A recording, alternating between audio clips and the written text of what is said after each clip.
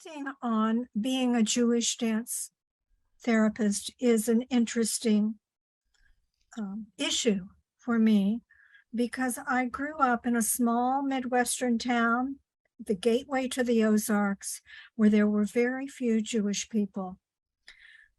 What I absorbed had to do with being a part of a larger unit.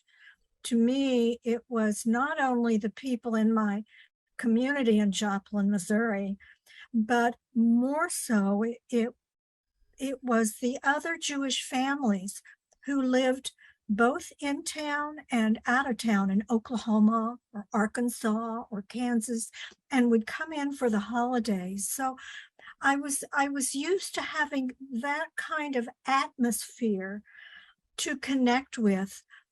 I've always known I am Jewish. My Jewishness, though, is not so much religion as connection and being a part of a movement. And so that's what has been important to me. And I think that's what has carried over into dance therapy for me. When I heard about this profession called dance therapy, actually, it wasn't even a profession.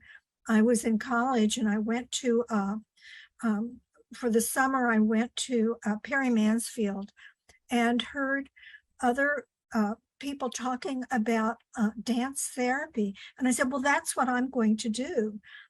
The only book that was written was the one by Libby Rosen. So I came home, and my mother, who was also very educationally minded, very political, very out in the world, feeling what was important was that I not be stuck in small town Joplin, but that I be able to develop. And so we found dance movement therapy actually from an article in the Kansas City Star about Sue Ellen Freed, a young Jewish mother at that time who is still dancing in her 90s now. And we connected. She took me with her to Osawatomie State Hospital. And then I took her with me emotionally when I went to study with Marion Chase in Washington that fall. I don't think anybody in Marion Chase's office was Jewish, but there were people that visited. Meanwhile, I was just absorbing whatever I could. I was 22. I really didn't know what was going on here, except I was kind of following a path. Consciously, I was not aware of the path, but unconsciously, I just went with whatever I seemed to need to do and wherever I seemed to need to go. I think that may be part of what I inherited through my culture as a Jewish person. I met Sharon Chaiklin.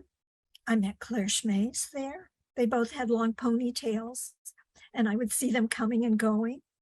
And I met in a meeting where we discussed forming an organization. I met Beth Kalish, who had come in from Philadelphia, and I met lots of other people too.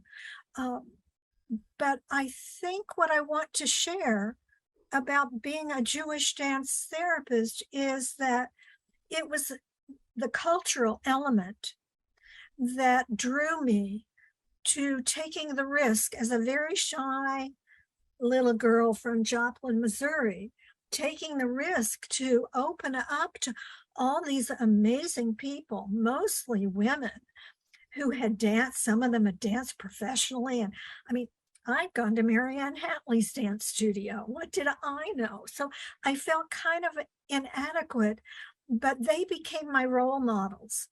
And so when I went back then to Pittsburgh, after I got a job in Pittsburgh, I was the first dance therapist in Western Pennsylvania. And then later, I was the first dance therapist in Florida. And I somehow got the courage to take the risk to become whomever I am today and to keep on working at that.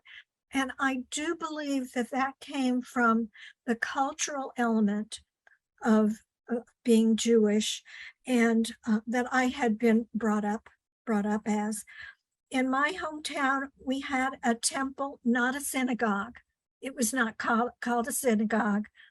And I couldn't tell you anything more about the Jewish words I didn't know and never have. But I do feel like I belong here with you and with everyone else.